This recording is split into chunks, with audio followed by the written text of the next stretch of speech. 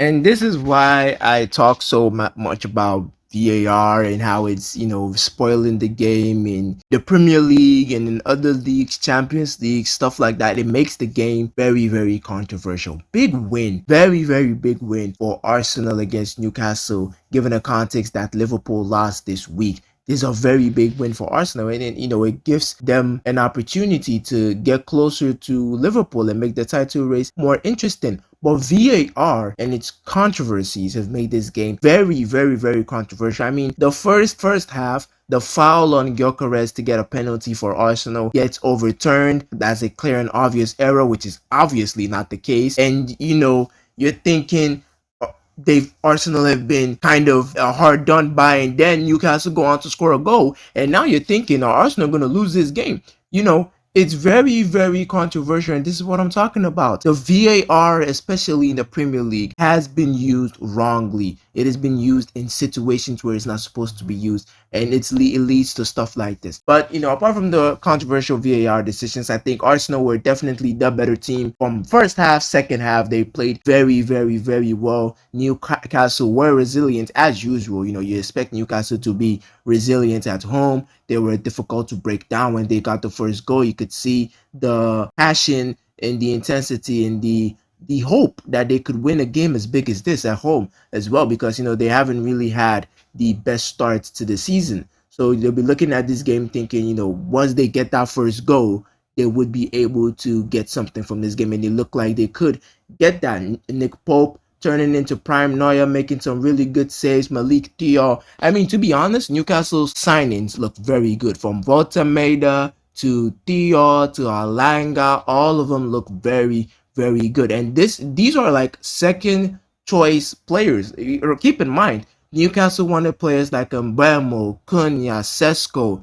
These players that Manchester United got. Newcastle wanted these players, and these were second option. Second plan B options for Newcastle, and these players are playing so well. So, it kind of makes you wonder how good they would be if they got their first choice options.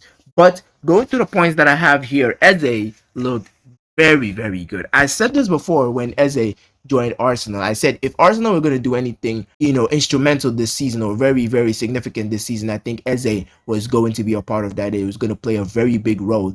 And I think so far I'm being proven right. He looks like a breath of fresh air in that Arsenal team. I think he's better than Odegaard in the midfield, honestly. And he can play different positions as well. He can play midfield. He can play in the left wing, right wing.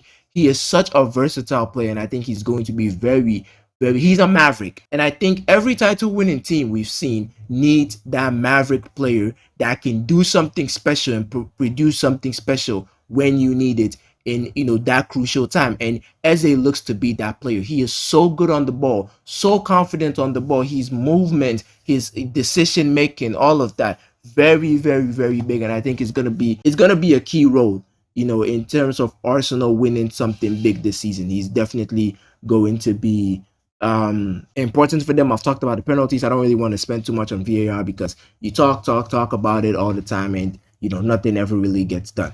Arsenal looked very good, but unlucky. I mean, I've said that already. Newcastle made they performed really well, especially at the back line. Malik Thiaw looked good. Nick Pope looked good. Even Dan Burn made some really good defensive recoveries and all of that. So Arsenal did deserve to win this game, but they were unlucky in the first half with the chances that they were getting. Good goal for Newcastle, and I mean, Gabriel.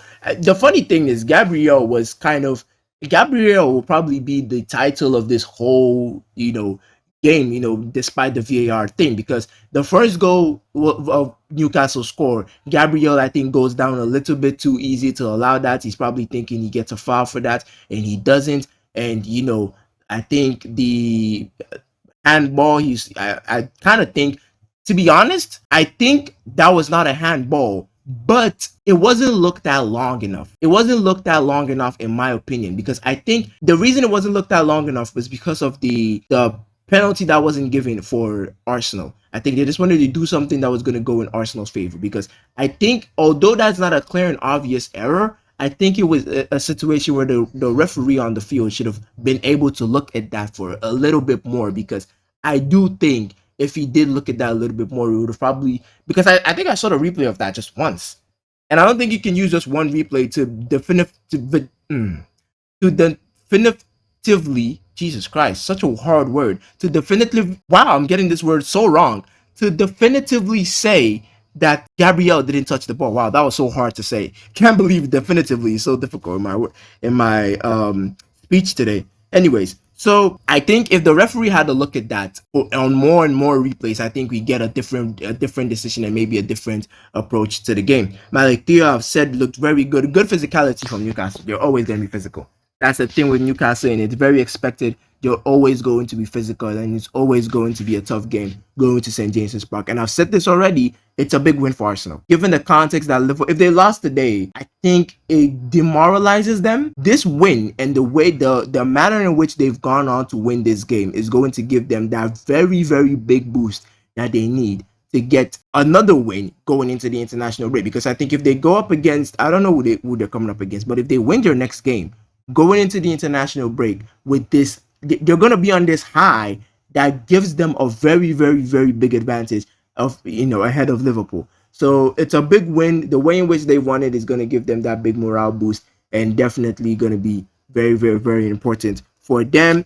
Eze, I think, with Marino coming in and scoring the goal, I would say, the man of the match switches. But if I had to give the man of the match, for the game, I think I'm going to give it to Eze. Eze played very, very well. First half, he was brilliant. Even in the second half, he was making some good passes, holding on to the ball very well, making some good decisions. So I think Eze definitely is a key player for Arsenal so far this season. And seeing as Odegaard is hurt, he's injured, he's going to be playing that big role for Arsenal. Good win, as I said again, for Arsenal. It's a big confidence boost. They look at this and they can look forward and think, okay, we're in a good position. Liverpool have dropped points. We just have to keep winning until we come up against our next tough opponent, and then we play that game, we play the occasion, and see how things go from there. You don't need to be dropping points. Again, this is not a game that if they drop points, I think if they got a draw from this game, everyone will look at it and think, oh, you know what, it's Newcastle at St. James's Park. It's not an easy place to go. You're definitely going to struggle against this really physical Newcastle side. But to go there and get 3 points, very, very big win. Very big win for Arsenal. And I'm very interested to see how they're going to go, especially with Eze in the team now. It brings a whole dynamic of something different that they've never really had in the team. I think bar maybe Bukayo Saka, who also looked very good today. I think Saka is just a good player.